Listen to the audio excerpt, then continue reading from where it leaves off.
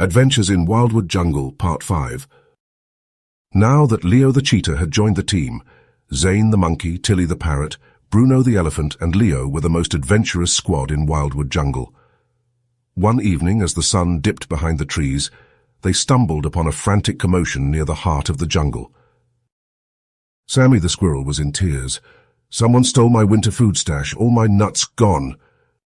The friends gasped. Who would steal from a helpless little squirrel? "This is a mystery," Tilly the parrot said, "and we're going to solve it." Leo sniffed the ground. "I smell something. This way." He dashed forward, the others following behind. Deep in the jungle, they discovered a hidden burrow filled with stolen nuts, bananas, and even a stash of shiny jungle treasures. And right in the middle of it all was Rocco, the mischievous raccoon.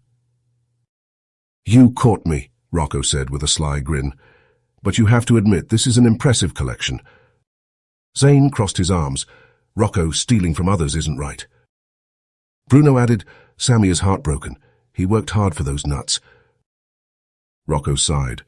"I didn't mean harm. I just love collecting things. It's a habit."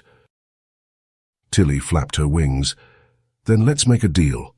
You return everything, and we'll help you start a collection of things you can actually keep, like jungle trinkets and cool leaves." Rocco's eyes lit up. "Really, you'd do that?" Together, the friends helped return Sammy's stash, and in return, Rocco joined their team, not as a thief, but as the group's finder of lost things. With a new member added to their squad, the adventures in Wildwood Jungle were only getting wilder.